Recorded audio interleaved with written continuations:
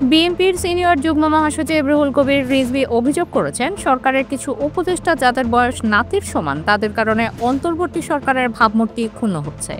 রোববার বিকেলে বগুড়ার কেন্দ্রীয় ঈদগাহ ময়দানে বিএনপির ৩ অঙ্গ সংগঠন যুবদল, স্বেচ্ছাসেবক দল ও ছাত্রদল আয়োজিত তারুণ্যের সমাবেশে তিনি এ মন্তব্য করেন। রিজভী বলেন, মানবিক করিডোর কিংবা চট্টগ্রাম বন্দর ইস্যুতে মত প্রকাশ এখন মহাপাপের শামিল হয়ে গেছে। এই বিষয়ে কথা বললে সেটা রাষ্ট্রদ্রোহ বলে বিবেচিত হচ্ছে, যা গণতন্ত্রের জন্য হুমকি। তিনি আরও বলেন, সরকারের কিছু উপদেষ্টার অযোগ্যতা ও অদূরদর্শিতার কারণে অন্তর্বর্তী সরকারের ভাবমূর্তি প্রশ্নবিদ্ধ হচ্ছে।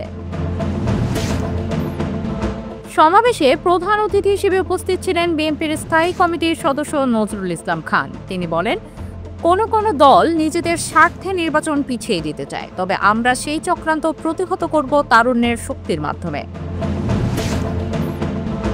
নজরুল ইসলাম আরও বলেন, ফ্যাসিবাদের পতনের পর দেশে নতুন সম্ভাবনা সৃষ্টি হয়েছে, কিন্তু সেই সম্ভাবনাকে নস্যাৎ করতে চলছে নানা ষড়যন্ত্র।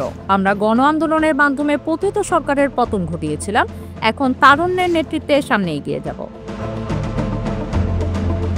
তারুণ্যের এই সমাবেশে রাজশাহী ও রংপুর বিভাগের ১৬ জেলার ১২২ উপজেলার নেতাকর্মী ও সাধারণ তরুণরা অংশ নেন।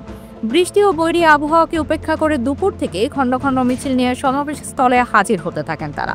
বিকাল ৪টার মধ্যে ঈদগাহ মাঠ কানায় কানায় পূর্ণ হয়ে ওঠে।